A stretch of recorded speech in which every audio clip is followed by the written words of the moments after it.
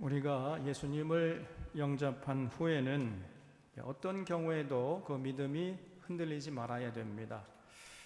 어떤 상황에서도 흔들리지 않고 아무리 세월이 흘러가도 퇴색되지 않는 믿음이 중요한 것이죠. 그렇기 위해서는 우리가 믿는 예수님이 얼마나 대단한 분이신가를 잘 알아야 됩니다. 성경은 말씀하기를 영생은 곧 유일하신 참 하나님과 그가 보내신 자 예수 그리스도를 아는 것이다, 이렇게 가르치고 있습니다.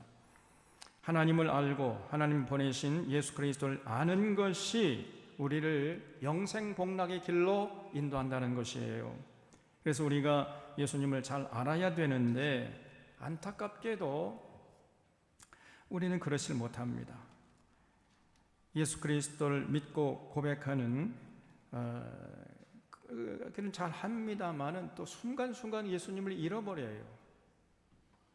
또 예수님이 얼마나 대단한 분이신지를 잘 알지 못합니다. 그렇게 되면은 우리의 신앙생활은 봄날의 수양버들처럼 이리저리 흔들릴 수밖에 없는 것이죠. 이런 면에서 히브리서가 참 중요한데, 이 히브리서는 우리가 믿는 예수님이 얼마나 대단한 분이신지를 아주 명확하게 또렷하게 전해주고 있습니다. 히브리서 1장에서 3장까지에서 예수님이 선지자들보다 더 뛰어나시고 또 천사들보다도 더 뛰어나시고 모세보다도 더 뛰어나시다, 이렇게 소개하고 있는 것을 우리가 지난주까지 살펴봤지요.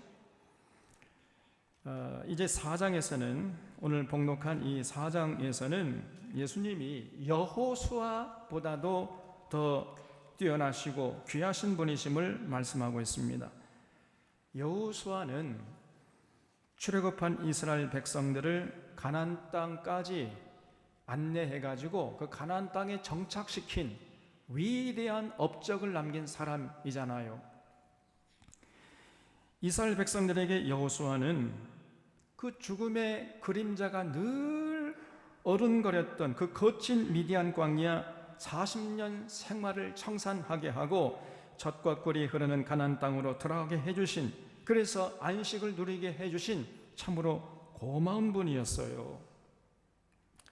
그런데 그런 위대한 업적을 남긴 여호수아보다도 우리 예수님이 훨씬 뛰어나시고 훨씬 귀하신 분이라는 겁니다. 우리는 이 말씀이 잘 실감이 되지 않죠. 우리가 과거 출애굽 생활을 해본 적이 없기 때문에 이스라엘 백성들에게는 이게 그냥 그대로 와 닿는데, 이 말씀은 사실 우리에게는 별로 잘 느낌이 오질 않아요. 그러나 당시 초대교회 교인들에게는 이 말은 굉장한 선포였다는 것입니다.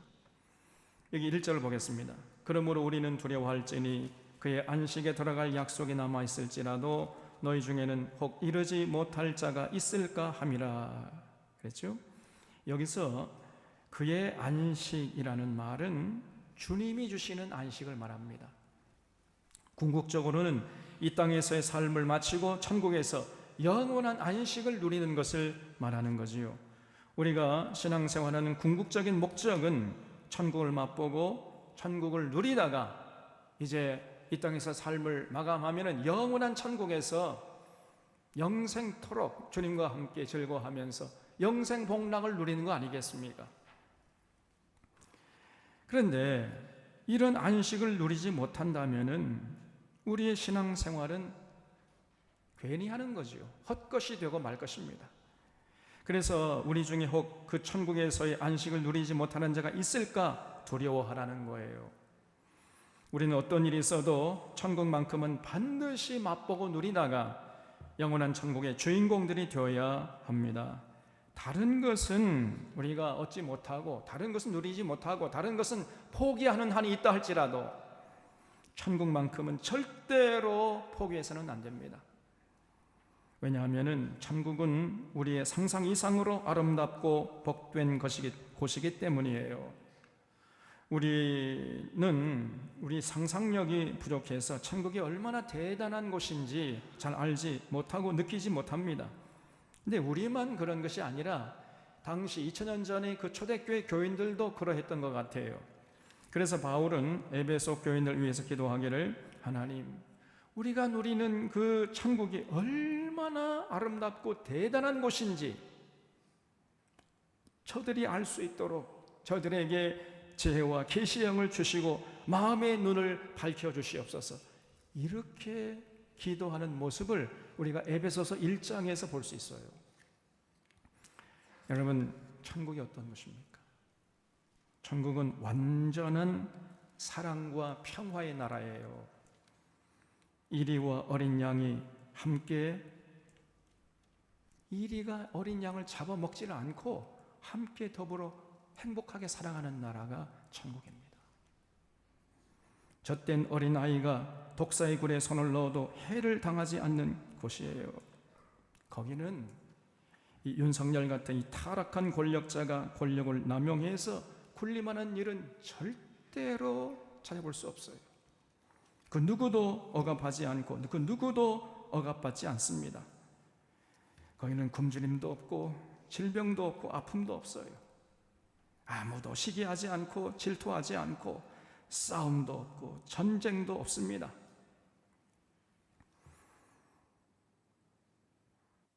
노동자들이 분신 자살하는 이런 일도 없고 경찰이 진압봉을 휘둘러서 그 근로자들의 머리를 깨부수는 이런 일도 거기는 벌어지질 않아요.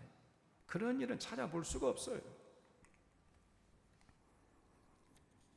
핵방사능에 오염된 물을 바다에 방류하는 그런 일도 없습니다. 천국에서는 우리 주님이 직접 통치하시기 때문에 완벽한 사랑과 평화의 나라예요. 그렇기 때문에 우리가 그 나라를 소망하고 그 나라를 기대하고 그 나라 반드시 들어가야 되는 거예요. 천국을 맛보고 누리고 천국에서 안식을 누리는 것, 이것이 우리의 신앙생활의 궁극적인 목적이 아니겠습니까, 여러분? 네, 그렇게 해주시는 분이 바로 예수님이시라는 것입니다. 아름다운 천국으로 우리를 인도해서 참 안식을 누리도록 해주시는 분이 예수님이세요. 그런데 돌아보면은 똑같은 신앙생활을 하고 있는데 이렇게 귀한 천국을 누리면서 안식을 누리는 자가 있는가 하면 그렇지 못한 자들도 많아요. 왜 그래요? 신앙생활을 대충 하고 엉터리로 하기 때문에, 또 신앙생활 처음에는 잘 하는 것처럼 하다가 나중에는 중간에 변질되고 퇴색되기 때문에 그런 것이죠. 초대교회 7 집사 중에 안디옥 사람 니골라라는 사람이 있었는데, 이 사람이 초대교회 7 집사에 선택될 정도로 믿음이 좋았던 사람입니다. 당시 예루살렘 교회 교인들 숫자 한 5,000명 정도 됐거든요. 5,000명 중에 7명 뽑힌 사람이에요. 그러니까 대단한 믿음의 사람이라는 것을 우리가 미루어 짐작할 수 있습니다. 그런데 이 시작할 때는 참 대단한 열정과 믿음으로 시작했지만은 나중에 중간에 변질되어 버렸어요. 그래서 타락해 버렸습니다. 그래서 영지주의 이단이 되어 버렸어요. 니골라당을 만들어 버린 겁니다. 결국은 주님의 안식에 이르지 못한 거지요. 이런 불행한 일이 생기지 않도록 두려워하고 조심하라, 이렇게 지금 히브리 기자가 우리에게 권면하고 있는 것입니다. 2절에 그들과 같이 우리도 복음 전함을 받은 자이나 들은 바 그 말씀이 그들에게 유익하지 못한 것은 듣는 자가 믿음과 결부시키지 아니함이라 그랬죠. 그러면 그들이 왜 주님의 안식에 이르지 못했느냐는 거예요. 왜 중간에 타락하고 변질되고 퇴색돼 가지고 결국 주님의 안식에 이르지 못했느냐? 그는 말씀을 듣기는 들었는데 여러 가지 다양한 이유로 믿지 않거나 실천하지 않았기 때문이라는 것입니다. 그런 사람은 결국 주님의 안식에 들어가지 못하는 거죠. 그래서 언제나 우리가 하나님의 말씀을 경청해서 잘 듣고 마음판에 새기고 순종하는 이런 일을 절대 게을리해서는 안 됩니다. 3절에 이미 믿는 우리들이 저 안식에 들어가는도다. 그가 말씀하신 바와 같으니 내가 노하여 맹세한 바와 같이 그들이 내 안식에 들어오지 못하리라 하셨다 하였으나 세상을 창조할 때부터 그 일이 이루어졌느니라 그랬죠. 여기 저 안식은 조금 전에 말씀드린 대로 예수님이 주시는 안식이지요. 예수님을 믿되 끝까지 잘 믿은 자들은 주님이 주시는 안식에 들어갈 수 있다는 겁니다. 그러나 이제 시작은 요란했지만은 중간에 변질되거나 타락한 사람들은, 그래서 끝까지 주님을 따르지 않은 사람들은 이제 주님의 안식에 들어가지 못한다는 거지요. 이것은 마치 애굽에서는 나왔죠. 아주 애굽에서 나올 때는 그냥 굉장했지 않습니까? 200만 명이 한 날 한시에 동시에 나와버렸잖아요. 그때 그 상황을 생각해 보면 대단한 것입니다. 시작은 아주 굉장했어요. 그런데 결국은 저 사람들이 가나안 땅은 받지 못했잖아요. 광야 생활하는 중에 아무리 힘들고 고달파도 끝까지 믿음을 가지고 자기들을 인도하는 그 모세의 뒤를 따라갔어야 됐는데 중간에 조금 힘들다고 해가지고 주저앉아버리고 자꾸만 뒤에서 원망하고 불평하고 수군거리고 그러다가 결국 저 사람들은 가나안 땅에 들어가지 못했다는 것입니다. 그래서 4절에 제7일의 관하에는 어딘가에 이렇게 일렀으되 하나님은 제7일에 그 모든 일을 쉬었다 하였으며 또다시 거기에 그들이 내 안식에 들어오지 못하리라 하였으니 그러면 거기에 들어갈 자들이 남아있거니와 복음 전함을 먼저 받은 자들은 순종하지 아니함으로 말미암아 들어가지 못하였으므로 오랜 후에 다윗의 글에 다시 어느 날을 정하여 오늘이라고 미리 이같이 일렀으되 오늘 너희가 그의 음성을 듣거든 너희 마음을 완고하게 하지 말라 하였나니 그랬습니다. 거기 마음을 완고하게 하지 말라에 줄을 쳐주시기 바랍니다. 여러분, 마음을 완고하게 하지 말라는 말은 마음이 딱딱하게 굳어지지 않도록 하라는 거예요. 동맥경화가 있는가 하면은 심령경화가 있는 것입니다. 의사 선생님들이 병원에 가면 항상 그러잖아요. 동맥경화 조심하십시오. 동맥경화가 되면은 건강을 잃게 되기 때문에 반드시 동맥경화 되는 거 조심하십시오. 이렇게 얘기하잖아요. 동맥경화가 뭡니까? 동맥, 이 가장 큰 우리 혈관, 가장 큰 혈관이 딱딱하게 굳어져 버리는 거예요. 그게 동맥경화 아닙니까? 그러면 이제 건강에 문제가 생기는 거죠. 마찬가지로 마음이 딱딱하게 굳어버리는 것, 이게 심령경화예요. 이렇게 마음이 완고하게 된 사람은 금방 알아볼 수 있습니다. 그 사람이 공통된 특징이 있거든요. 그게 뭐냐? 얼굴의 근육이 딱딱하게 굳어져 버려요. 그래서 그런 사람들에게 아무리 천사와 같은 말을 해줘도 부드럽게 온유하게 그리고 진리의 말씀을 전해줘도 그들은요 그 굳은 얼굴을 풀려고 하지 않습니다. 얼굴의 근육이 딱딱하게 굳어져 있는 거예요. 이 마음이 굳어지잖아요. 얼굴의 근육이 굳어지게 되어 있습니다. 전부 연결되어 있는 거예요. 그래서 마음이 완고하게 되면은요 들을 귀가 사라지고 마음의 문이 닫혀버려요. 그러면은 그 사람들에게 가서 어떤 얘기를 해줘도 마치 화난 사람처럼 이렇게 얼굴을 이러고 있어요. 금방 할 수 있습니다. 그러다가도 마음이 이제 부드럽게 다시 이렇게 회복되잖아요. 그러면 얼굴의 안색이 환하게 펴져요. 금방 느낍니다. 이런 건 다 느끼죠. 제 말에 아마 다 동의하실 것입니다. 예수님 당시에 율법학자들, 바리새인들, 서기관들은요 예수님에게 그 하늘의 진리를 들었잖아요. 그럼에도 불구하고 그들은 전혀 깨닫지 못했습니다. 아니 오히려 들으면 들을수록 더 마음이 완고하게 돼가지고 안색이 굳어져 버린 거예요. 얼굴의 근육이 딱딱하게 굳어져 버렸어요. 그래서 예수님 말씀을 들으면 들을수록 마음이 완고하게 돼가지고 안식이 굳어지고 예수님을 증오했습니다. 그러다가 결국 하나님이 보내신 그 예수 그리스도를 십자가에 못 박아 죽이는 이 무지막지한 짓을 서슴없이 저질렀던 거예요, 저 사람들이. 여러분, 마음이 완고하게 되면요, 이렇게 무서운 결과를 낳게 되는 것입니다. 그래서 우리가 신앙생활 하다가 좀 어려움을 만날 수도 있고 고난 당할 수도 있고 상처받을 수도 있습니다. 그렇다고 마음을 완고하게 해서는 절대로 안 된다는 거예요. 그러면은 제2, 제3의 불행을 당하기 때문에 절대 완고하게 해서는 안 됩니다. 그래서 우리가 이 다니엘의 친구들 좀 본받아야 됩니다. 다니엘 친구들이 뭐 신앙생활에다가 그 느부갓네살 왕에 붙잡혀 갔을 때 너희들 내 앞에 절하지 않으면 저 타는 풀무불에 던져 넣을 것이다, 다 태워 죽이겠다, 이렇게 위협했잖아요.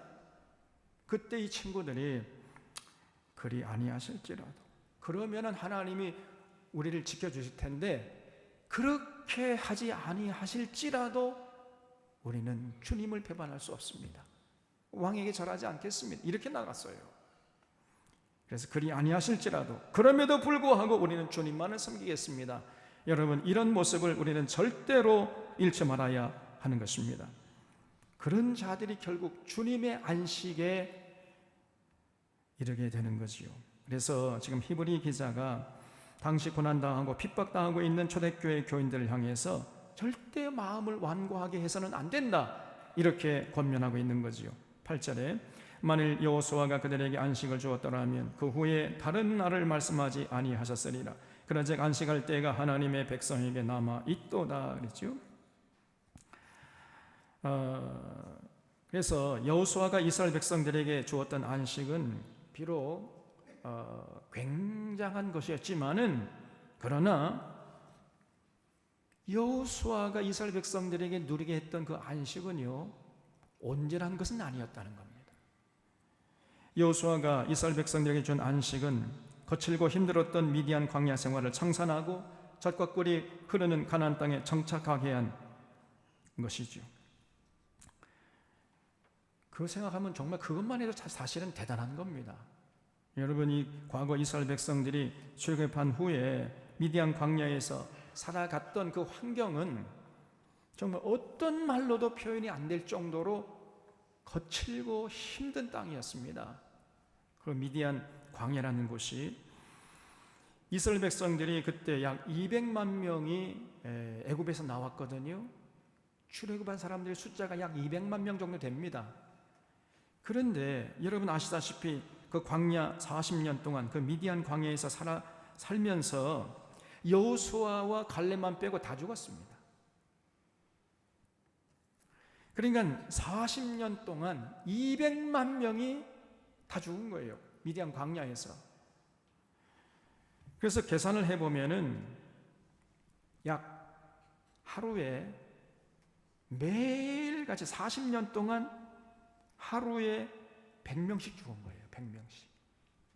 오늘 100명 죽고 내일 100명 죽고 일주일에 700명 죽고 한 달에 3,000명 죽고, 이렇게 40년 동안 매일같이 죽어 나가야 40년이 되면 200만 명이 죽게 되는 겁니다. 그러니까 한번 생각해 보십시오. 얼마나 그 미디안 광야가 거친 땅이었느냐 말이에요. 우리의 상상을 불허할 정도로 거칠고 힘든 고난의 땅이었던 것입니다.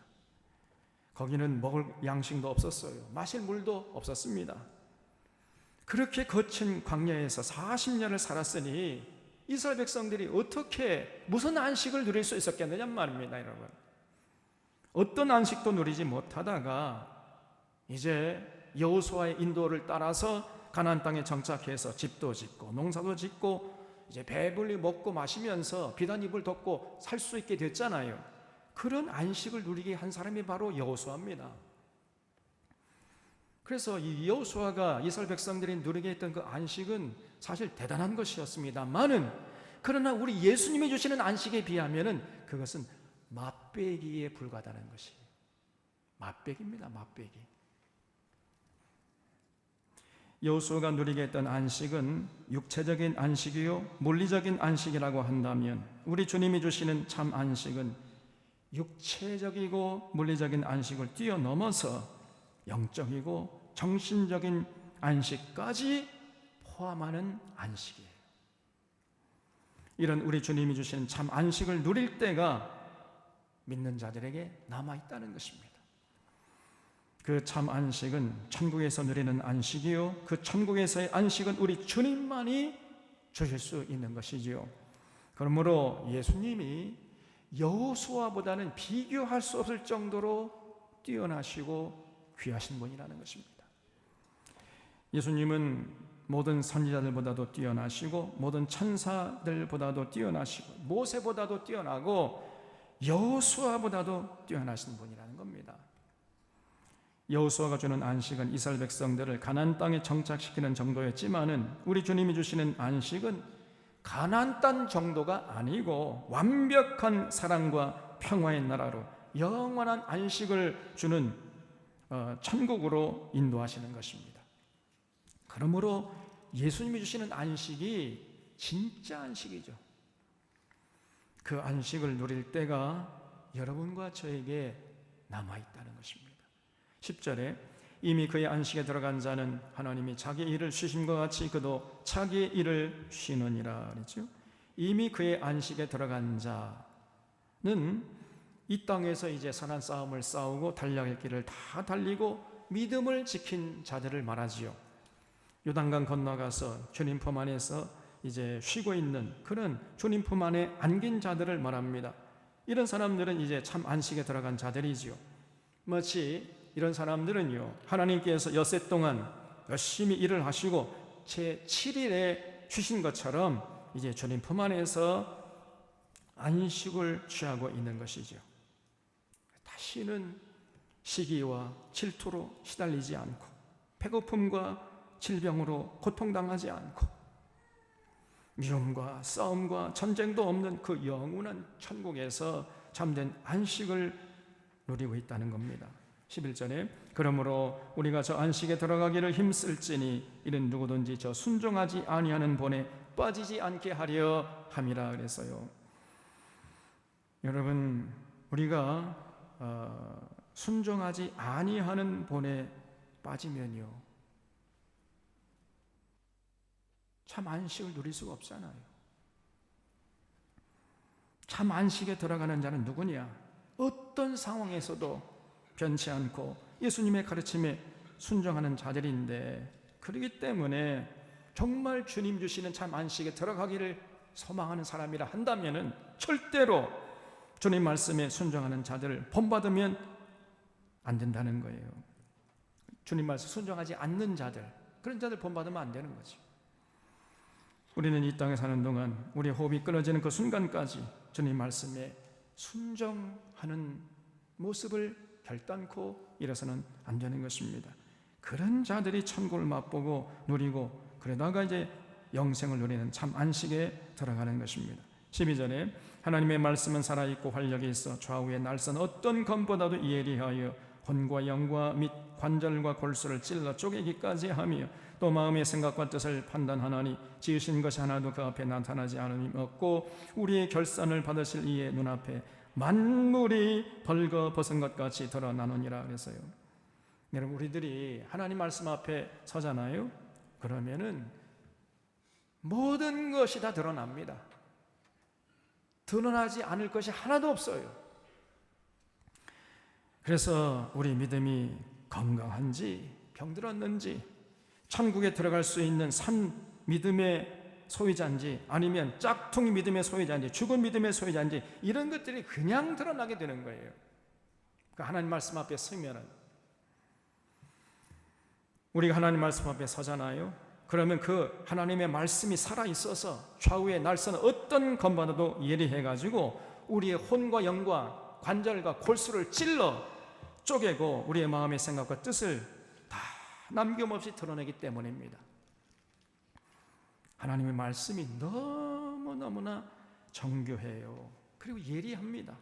그렇기 때문에 우리의 혼과 영과 관절과 골수 속에 깊이 감춰둔 것들이라 할지라도 드러내지 못할 것들이 하나도 없다는 것이에요. 과거 이스라엘 백성들은 바벨론 포로에서 돌아온 후에 이제 에스라와 느헤미야가 주동이 되어 가지고 초막절을 지켰잖아요. 그러면서 이제 하나님 말씀 앞에 온전히 서는 경험을 그때 비로소 했던 것입니다. 그때는요, 출애굽한 기점으로 따져보면 약 1000년 정도가 지났을 때였어요. 그러니까 출애굽 이후에 1000년 만에 처음으로 이스라엘 백성들이 온전히 하나님 말씀 앞에 서 봤다는 거예요. 쉽게 말해서 모세 이후 거의 1000년 만에 제1회 성경 강좌를 실시했던 것입니다. 그때의 모습을 느헤미야서 8장에 기록하고 있는데, 그 느헤미야서 8장 5절부터 보면은요, 에스라가 모든 백성 위에 서서 그들 목전에 책을 펴니 책을 펼 때 모든 백성이 일어서니라. 에스라가 위대하신 하나님 여호와를 송축하며 모든 백성이 손을 들고 아멘 아멘 하고 응답하고 몸을 굽혀 얼굴을 땅에 대고 여호와께 경배하니라. 예수아와 바니와 세레비아와 야민과 악굽과 사브네와 호디야와 마아세야와 그리다와 아사리아와 요사밧과 하난과 블라야와 레위 사람들은 백성이 제자리에 서 있는 동안 그들에게 율법을 깨닫게 했는데, 하나님의 율법책을 낭독하고 그 뜻을 해석하여 백성에게 그 낭독하는 것을 다 깨닫게 하니 그랬죠. 그러니까 지금 우리가 성경 강조할 때처럼 했다는 거예요. 성경 한 절 읽고 그 뜻이 무엇인지 다 해석해가지고 밝게 깨닫게 하고, 그 다음에 또 성경 한 절 읽고 다 깨닫게 하고, 이렇게 했다는 것입니다. 그래서 율법책을 다 읽고 그 뜻을 해석해 줬다는 거예요. 그랬더니 9절에 백성이 율법의 말씀을 듣고 다 우는지라 그랬어요. 다 울었어요. 왜 울었습니까? 왜 하나님의 말씀을 듣고 왜 울어요? 하나님 말씀 앞에 온전히 서보니까 자신들의 삶이 그대로 드러난 거예요. 그대로. 그런데 그 드러난 모습을 보니까 너무너무나 누추해요. 너무나 부끄럽고 너무나 부족하고, 그게 죄송해서 하나님 앞에 울었다는 것입니다, 여러분. 그래서 백성이 율법의 말씀을 다 듣고 우는지라. 이게 정상이에요. 우리가 하나님 말씀 앞에 온전히 서면은 우리의 부족한 모습이 다 드러납니다. 가슴을 씌우고 눈물 흘리면서 주님 앞에 나갈 수밖에 없는 거예요. 그래서 총독 느헤미야와 제사장 겸 학사 에스라와 백성을 가르치는 레위 사람들이 모든 백성에게 이르기를 오늘은 너희 하나님 여호와의 성일이니 슬퍼하지 말며 울지 말라 하고, 느헤미야가 또 그들에게 이르기를 너희는 가서 살찐 것을 먹고 단 것을 마시되 준비하지 못한 자에게는 나눠주라. 이날은 우리 주의 성일이니 근심하지 말라. 여호와로 인하여 기뻐하는 것이 너희의 힘이니라 하고, 레위 사람들도 모든 백성을 정숙하게 하여 이르기를 오늘은 성일이니 마땅히 조용하고 근심하지 말라 하니, 모든 백성이 곧 가서 먹고 마시며 나눠주고 크게 즐거워하니 이는 그들이 그 읽어 들려준 말을 밝히 알미니라 그랬어요. 그러니까 율법의 모든 말씀을 다 친절하게 한 절 읽고 가르쳐 한 절 읽고 해가지고 모든 백성들이 하나님 말씀 앞에 온전히 섰다는 거예요. 그랬더니 자신들의 부족함이 다 드러나고, 그러면서 하나님의 그 자비하심이 얼마나 위대한 것인가, 이거를 깨달으면서 그들이 기뻐하면서 함께 먹고 마시며 나누면서 그렇게 즐거워했다는 거예요. 여러분, 이렇게 하나님 말씀 앞에 밝히 설 때에 그 말씀이 좌우의 날선 예리한 검이 되어서 그들의 혼과 영과 관절과 골수를 찔러 쪼개버린 거예요. 그래서 그들의 마음의 생각과 뜻을 훤히 드러냈다는 것입니다. 그래서 자기들의 부족함을 저들은 처절하게 깨닫고, 이제 그 이후에 하나님 앞에서 그동안 하나님 앞에서 깨닫지 못했던 자신들의 부족함과 허물과 죄악들을 토설해, 그 1000년 동안의 죄악을 토설하는 모습이 그 이제 느헤미야 9장에 계속되고 있습니다. 그래서 그걸 읽어보면은 정말 이 하나님의 말씀이 얼마나 예리한지 알 수 있어요. 하나님의 말씀이 그들의 역사 속에 음습하게 숨겨진 그곳에서 켜켜이 쌓였던 죄악들을 남김없이 빠짐없이 다 드러냅니다. 그래서 9장 1절에 보면 그달 29날에 이스라엘 자손이 다 모여 금식하며 굵은 베옷을 입고 티끌을 무릅쓰며 모든 이방 사람들과 절교하고 서서 자기의 죄와 조상들의 허물을 자복하고 이날에 나 4분의 1은 제자리에 서서 그들의 하나님 여호와의 율법책을 낭독하고, 그러니까 낭독할 때는요 우리처럼 이렇게 앉아서 들었다는 게 다 일어서서 들었다는 거예요. 그 시간이 몇 시간 정도? 제가 따져보면 한 3시간 정도입니다. 낮 4분의 1이니까 낮이면은 12시간, 4분의 1이면 몇 시간이에요? 12 나누기 4하면 몇 시간이에요? 12 나누기 3 계산이 잘 안 돼요? 3시간이죠. 3시간. 그러니까 3시간 동안 제자리에 서서 하나님의 말씀을 들었다는 것입니다. 그러면서 자신들의 부족함이 드러나니까 또 3시간 동안 하나님 앞에 자신의 죄악을 토설했다는 거예요. 그래서 이날 낮 4분의 1은 제자리에 서서 그들의 하나님 여호와의 율법책을 낭독하고 낮 4분의 1은 죄를 자복하며 그들의 하나님 여호와를 경배하는데 그랬죠. 여러분 이렇게 했던 거예요, 이스라엘 백성들이. 그렇습니다. 우리가 하나님 말씀 앞에 설 때만이 우리의 삶의 모습이 다 드러날 수 있습니다. 창세기부터 요한계시록까지 66권 성경 말씀 앞에 우리가 온전히 서게 되면 그 말씀이 우리의 모든 삶을 비춰줍니다. 마치 건강 검진을 받을 때 우리 병원에 가서 이제 침대에 들어 눕잖아요. 그러면 천장에 달린 이 기계가 우리의 육체를 스캔하죠. 이렇게 쭉 스캔하잖아요. 그런 것처럼 성경 66권이 우리의 모든 삶을 스캔하는 거예요. 성경 66권은 우리의 모든 삶의 영역을 다 커버합니다. 성경 66권 속에는 우리들이 살아가는 모든 다양한 삶의 주제를 하나도 빠짐없이 다 다루고 있어요. 그래서 그 하나님 말씀 앞에 온전히 서게 되면 우리의 모든 살아온 삶의 모습들이 그냥 그대로 다 드러납니다. 그러므로 우리는 그 하나님 말씀 앞에 서서 자신의 사상과 삶을 점검하고 그 하나님 말씀에 입각해서 스스로 교정하고 수정하려는 모습을 잃지 말아야 됩니다. 혹시 내가 하나님 말씀에 제대로 순종하지 못하는 것은 없는가? 늘 스스로 자기가 자신의 삶을 돌아보고 점검할 수 있어야 돼요. 이런 일을 게을리 하다가는 하나님께서 우리의 삶을 훤히 드러내시는 그런 상황에 이제 처하게 되는 것입니다. 그래서 하나님이 우리의 삶을 드러내시기 전에 우리가 먼저 스스로 자신을 돌아봐야 되는 거예요. 이런 사람이 지혜로운 사람이죠.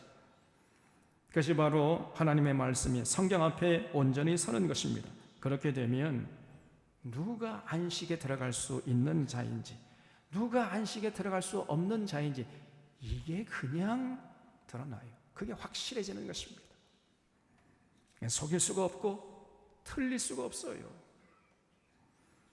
그런데 우리가 아무리 애쓰고 노력해도 하나님 앞에서 온전할 수가 없잖아요. 그 하나님의 높으신 기대를 우리가 충족할 수가 없지 않습니까? 그래서 필요하신 분이 누굽니까? 그래서 예수님 우리에게 필요하다는 거예요. 그래서 14절에 다시 히브리서 4장 14절로 돌아갑니다. 14절에 그러므로 우리에게 큰 대제사장이 계시니 성천하신 이 곧 하나님의 아들 예수시라. 우리가 믿는 도리를 굳게 잡을지어다. 우리에게 있는 대제사장은 우리의 연약함을 동정하지 못하실 이가 아니요 모든 일에 우리와 똑같이 시험을 받으신 이로되 죄는 없으시니라 그랬죠. 거기 우리에게 큰 대제사장이 계시니 승천하신 이 곧 하나님의 아들 예수시라에 줄을 쳐주시기 바랍니다. 예수님이 우리의 대제사장이 되신다는 이 놀라운 선포가 그 담겨 있잖아요. 여러분 예수님이 누구냐? 우리의 대제사장이 되신다는 거예요. 이걸 잊지 마셔야 돼요. 대제사장이 하는 일은 이스라엘 백성들의 허물과 죄를 하나님께 갖고 나가서 용서함을 받는 것이죠. 이게 대제사장이 하는 일이었어요. 그런데 예수님이 바로 이런 일을 하는 대제사장이 되신다는 것입니다. 근데 우리가 주목해야 할 대목은 그 대제사장 되시는 예수님이 우리의 연약함을 동정하지 못하시는 분이 아니라는 거예요. 왜냐하면 예수님이 우리와 똑같이 시험을 받으신 분이셨기 때문이라는 것입니다. 우리와 똑같이 시험을 받으셨다, 그 말이 나오죠? 그 말에는요, 두 가지 의미가 담겨 있습니다. 첫째는 우리와 똑같은 성정을 가지신 분이라는 거예요. 여러분, 예수님도 열심히 일하시면 피곤하셨습니다. 그리고 때가 되면 시장하셨어요. 어떤 사람은 예수님은 예수님이니까 아침 이슬만 먹고 사셨겠지, 이렇게 생각해요. 그렇지 않습니다. 우리처럼 똑같이 식사하셨어요. 식사 안 하면 예수님도 배가 고프셨습니다. 예수님이 아침에 일어나서 화장실 가셨을까요? 안 가셨을까요? 가셨을까요? 안 가셨을까요? 가셨죠. 우리와 똑같은 성정을 가지신 분이셨기 때문에 예수님도 화장실 가셨어요. 어떤 사람은 예수님은 화장실도 안 가시고 새벽 이슬만 받아 먹고 사신 분, 이렇게 생각한다니까? 아닙니다. 예수님도 열심히 일하면 피곤하셨고 밤이 되면 잠을 자야 했어요. 그리고 악한 자들을 보면 예수님이 분노하셨습니다. 또 잘못된 일을 보면 안타까워하기도 했고, 그 이스라엘 백성들, 이 타락한 이스라엘 백성들을 보시면서 그냥 안타까워하다가 눈물을 뚝뚝 흘리면서 슬퍼하기도 했던 거예요. 우리와 똑같은 성정을 가지신 분이셨습니다. 그렇기 때문에 우리의 연약함을 잘 아시고 우리의 연약함을 동정하신다는 거예요. 두 번째 의미는 예수님도 우리처럼 마귀에게 유혹과 위협을 받았다는 거지요. 예수님은 마귀에게 여러 번 시험을 받았지요. 때로 유혹을 받고 때로 위협을 당했지만은 결코 그 유혹에 넘어가지 않고 위협에 굴복하지 않았어요. 예수님 이렇게 마귀의 시험에 진 적이 없었기 때문에 예수님에게는 죄가 없다는 것이죠. 그렇기 때문에 우리의 죄를 용서할 수 있는 자격이 있으신 것입니다. 죄가 없는 사람이 죄를 용서할 수 있는 자격이 있는 것이죠. 저런 윤석열처럼, 저런 이 막가파 시장 잡배만도 못한 자가 나를 통치한다는 이게 말이 됩니까? 그런 자가 공정을 운운한다, 이게 말이 되냔 말이에요. 주가 조작하고 부동산 투기한 주범들이 주가 조작하지 말라, 이게 말이 됩니까? 이게 소가 웃을 일입니다. 그런 사람은 죄를 도저히 용서할 수가 없어요. 죄가 없는 사람만이 그런 말을 할 수가 있는 거 아닙니까? 예수님은 죄가 없기 때문에 죄를 용서할 수가 있는 거죠. 그래서 우리가 마귀의 유혹에 넘어가기도 하고 마귀의 위협에 굴복할 때마다 우리의 연약함을 잘 아시기 때문에 너희들 왜 그런 유혹에 넘어갔느냐, 왜 그 위협에 굴복했느냐, 이렇게 화를 내시는 것이 아니라 오히려 우리를 동정하신다는 거예요.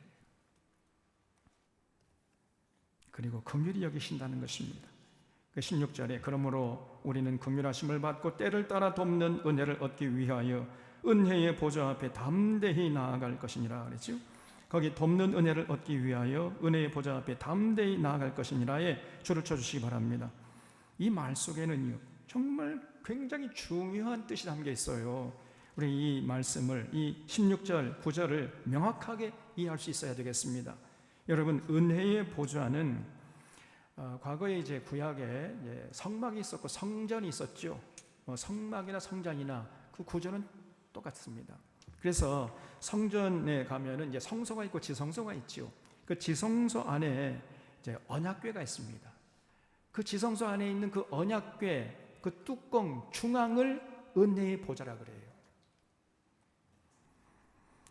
그 지성소 안에 들어가면 언약궤가 있는데 그 언약궤 속에는 뭐가 있었죠? 모세가 하나님께 받은 돌비가 놓여져 있었고 그 다음에 만나가 있었고 아론의 쌍난 지팡이가 있었죠. 그리고 그 언약궤, 그러니까 안에 속에는 그 세 개가 들어 있었고, 그 언약궤가 한 이 정도 됩니다. 이 정도 되는 그 육각형의 그 상자예요.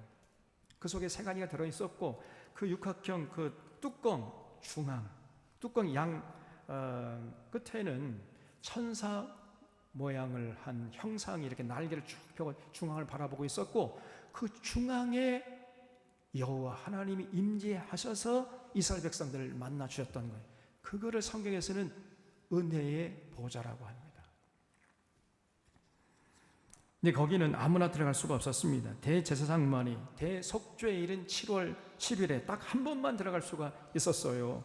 그러다가 이제 예수님이 십자가에서 죽으실 때 그 성소와 지성소를 가로막고 있었던 휘장이 위에서부터 아래로 쭉 갈라졌지요. 그래서 예수님 이후에는 누구나 다 언제든지 그 지성소에 있는 은혜의 보좌 앞으로 나아갈 수 있게 됐다는 거예요. 그래서 주님의 이름을 부르는 자들은 주님의 이름을 의지해서 언제든지 누구나 이제 그 은혜의 보좌 앞에 나갈 수 있게 됐는데, 그래서 우리가 어렵고 힘들 때마다 또 하나님의 기대에 못 미쳐서 우리 힘으로는 도저히 주님의 안식에 들어가기 어려울 때마다 주님의 이름을 의지해서 은혜의 보좌 앞에 나아갈 수 있게 된 것입니다. 그러면은 어떻게 되는가? 그 여호와 하나님이 우리는 부족하다 할지라도, 우리 허물이 있고 하나님 마음을 아프게 했다 할지라도 우리의 모든 허물과 죄를 용서해 주시고 우리의 누추한 손을 잡아주신다는 거예요. 그래서 예수님이 우리의 대제사장이 되신다는 것입니다. 오늘도 우리는 주님의 이름을 의지하면은 돕는 은혜를 누릴 수 있는 것입니다. 주님의 이름으로 여호와 하나님 앞에 나아가기만 하면은 되는 거지요. 어떤 것도 주님의 이름 외에 그 어떤 것도 필요 없어요. 돈도 필요 없습니다, 여러분. 지식도 필요 없고 권력도 필요 없고 높은 자리도 필요 없어요. 오직 주님의 이름을 우리가 신뢰하고 주님을 신뢰하고 주님 사랑하고 주님의 이름으로 그 은혜의 보좌 앞에 나가기만 하면 되는 줄로 믿으시기 바랍니다, 여러분. 오늘 한국교회처럼 돈 있어야 된다, 거짓말이에요. 돈 필요 없습니다, 여러분. 높은 자리에 앉은 사람이 더 나갈 그렇지 않습니다. 오직 주님의 이름을 부르는 자들은 언제든지 은혜의 보좌 앞에 나아가서 여호와 하나님으로부터 돕는 은혜를 누릴 수 있음을 믿으시기 바랍니다, 여러분. 그러면은 어떻게 되는 거예요? 우리가 그 은혜의 보좌 앞에 나아갈 수 있는 길, 그럼 이스라엘로 가야 됩니까? 아니죠. 주님의 이름으로 기도하면 되는 거예요. 주님의 이름으로 눈을 감고 주님의 이름으로 기도하면 바로 그 기도하는 곳이 거기가 지성소요, 거기가 은혜의 보좌가 되는 것입니다. 거기서 여호와 하나님이 언제든지 우리를 만나주시고 언제든지 돕는 은혜를 베풀어 주세요. 그래서 예수님이 대제사장 되신다는 겁니다. 우리는 거기서 예수님을 통해서 하나님을 만나 뵙고 힘을 얻고 지혜를 얻고 용기를 얻을 수 있는 것이에요. 우리 사랑하는 샤론의 교우들은 이런 예수님을 귀하게 여기고 그 예수님 사랑하고 어떤 일이 있어도 예수님 말씀에 순종하려고 하고 또 예수님을 의지해서 담대히 하나님 아버지께 나아가는 그런 귀한 인생들 되시기를 바랍니다. 그래서 주님 주시는 참된 안식을 누리면서 천국을 맛보고 누리다가 영원한 천국의 주인공들이 되어서 영생 복락을 누리는 자들 다 되시기를 바랍니다. 기도하겠습니다.